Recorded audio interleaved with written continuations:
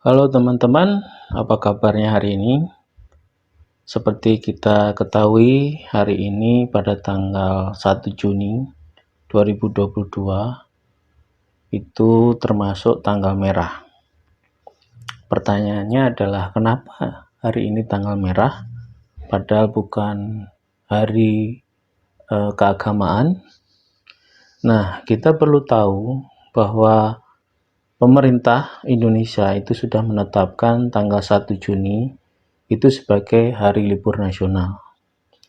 Penetapan itu berdasarkan keputusan Presiden, dalam hal ini Presiden Joko Widodo, nomor 24 tahun 2016, tertanggal 1 Juni 2016 tentang Hari Lahir Pancasila.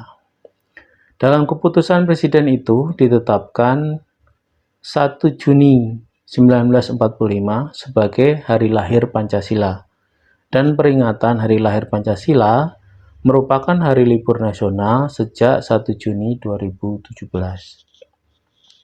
Keputusan Presiden itu juga menyebutkan bahwa pemerintah bersama seluruh komponen bangsa dan masyarakat Indonesia memperingati Hari Lahir Pancasila setiap tanggal 1 Juni. Jadi termasuk hari ini merupakan hari libur nasional. Nah, bagaimana latar belakang sejarahnya ini menjadi Hari Lahir Pancasila? Ini dilatar belakangi oleh rapat para pendiri bangsa pada saat itu yang bernama BPUPKI atau Badan Penyelidik Usaha Persiapan Kemerdekaan Indonesia di Gedung Chuo Sangiin, Jakarta. Pada masa kolonial Belanda itu disebut Gedung Volksraad yang sekarang kita kenal sebagai Gedung Pancasila. BPUPKI ini pada pemerintah zaman Jepang itu namanya Dokuritsu Junbi Kosakai, yaitu merupakan badan yang dibentuk oleh pemerintah Jepang pada tanggal 29 April 1945 dengan maksud untuk mendapatkan dukungan dari rakyat Indonesia. Pada saat itu, seolah-olah Jepang ingin memberikan kemerdekaan kepada Indonesia.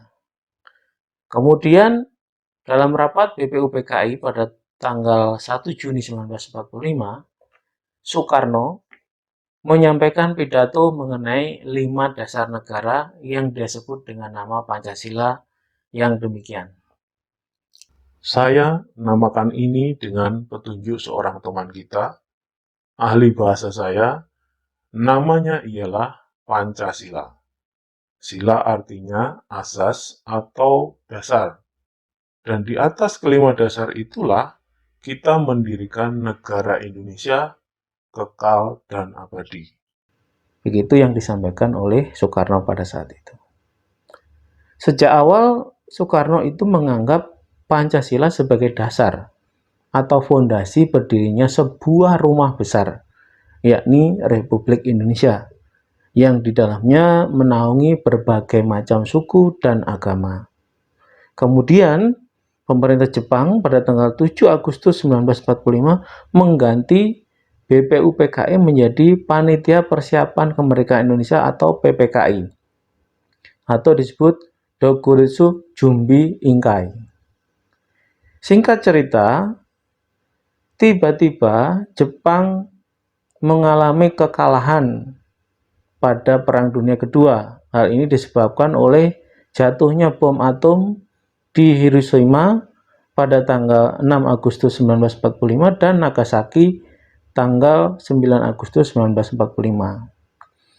Karena hal inilah maka kekuatan dan pengaruh Jepang di Indonesia itu melemah, sehingga para pejuang dan pendiri bangsa Indonesia berhasil merebut dan memproklamasikan kemerdekaan Indonesia pada tanggal 17 Agustus 1945. Nah, pada tanggal 18 Agustus 1945 ditetapkan Undang-Undang Dasar Negara Republik Indonesia.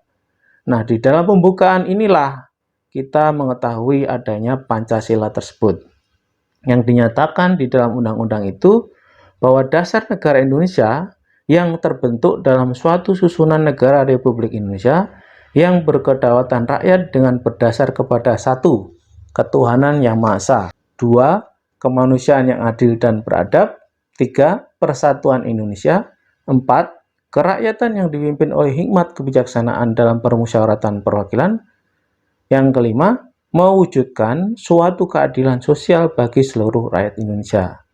Jadi Pancasila pun resmi dan sah menurut hukum menjadi dasar negara Republik Indonesia.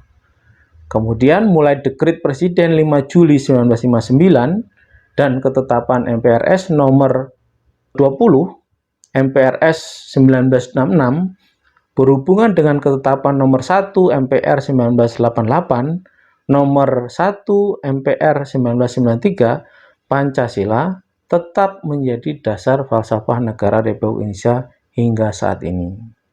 Menurut pribadi saya, peringatan pada tahun ini itu bukan sekedar seremonial atau peringatan biasa. Hal ini disebabkan oleh semakin lunturnya semangat persatuan dan kesatuan akibat hiruk-pikuk dunia, terutama perpolitikan kita. Sejak pemilihan presiden dengan kandidat Prabowo Subianto dan Joko Widodo, dilanjutkan dengan pemilihan Gubernur DKI Jakarta di era Basuki Cahayapurnama atau dikenal sebagai Ahok dan Anies Baswedan, seolah-olah kita melupakan semangat persaudaraan antar warga negara dan polarisasi menjadi dua kubu. Saya sebagai orang awam atau orang sipil biasa yang tidak paham dunia politik tentunya berharap bahwa segala perpecahan akibat perbedaan pandangan politik itu seharusnya tidak membuat kita terpecah belah. Malam itu aku menggali di dalam ingatanku, menggali di dalam ciptaku, menggali di dalam khayalku, apa yang terpendam di dalam bumi Indonesia ini, agar supaya sebagai hasil dari penggalian itu dapat dipakainya sebagai dasar daripada negara Indonesia merdeka yang akan datang. Sudah terbukti bahwa Pancasila yang saya gali dan saya persembahkan kepada rakyat Indonesia, bahwa Pancasila itu adalah benar-benar satu dasar yang dinamis, satu dasar yang benar-benar dapat menghimpun segenap tenaga rakyat Indonesia, satu dasar yang benar-benar bisa mempersatukan rakyat Indonesia itu untuk bukan saja mencetuskan revolusi, tetapi juga mengakhiri revolusi ini dengan hasil yang baik. Maka aku adalah sebenarnya utusan wakil daripada revolusi Indonesia.